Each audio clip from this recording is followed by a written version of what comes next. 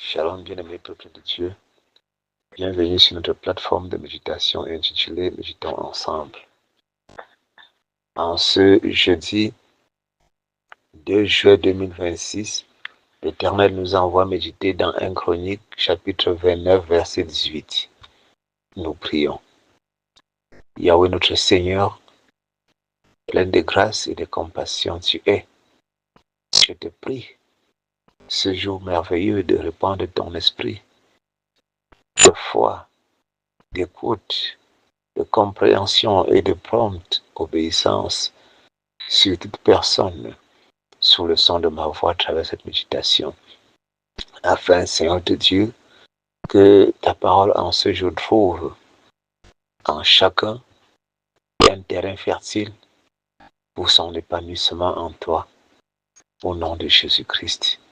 Amen. Je lis pour nous dans la Bible version Louis II, 1 Chronique 29, verset 18.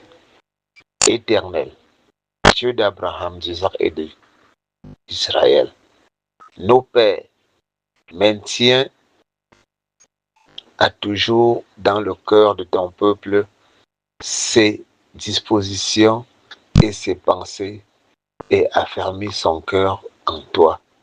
Au nom de Jésus-Christ, Amen.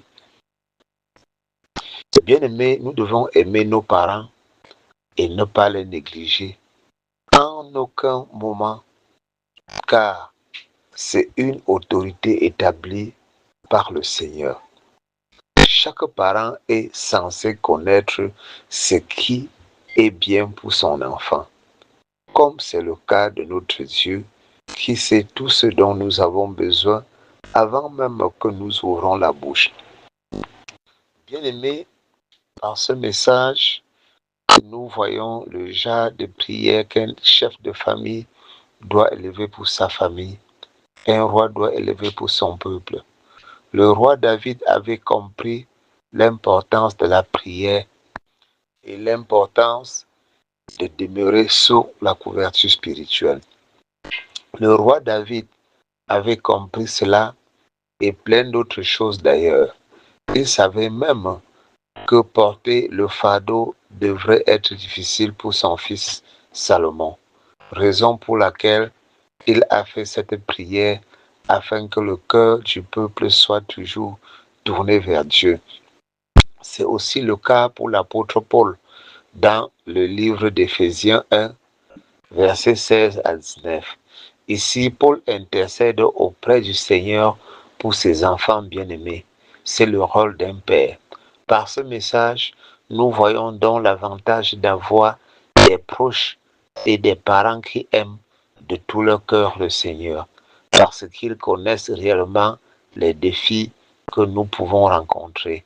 Alors, portant aussi leur fardeau avec nous, ils pourront nous soutenir véritablement dans les prières, que nous soyons dans le besoin ou non.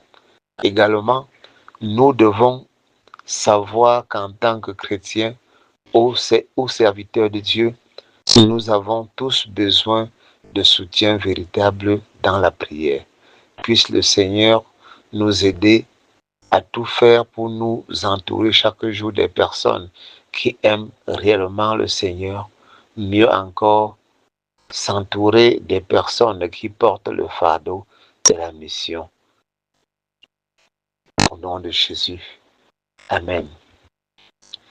Bien-aimé, si c'est la première fois que tu nous rejoins sur cette plateforme de méditation, n'oublie pas de t'y abonner, surtout de la liker et la partager afin que le Seigneur par toi puisse toucher un grand nombre de personnes pour le salut de leur âme. Sur ce, nous disons à demain pour une nouvelle méditation par la grâce de Dieu au nom de Jésus. Shalom.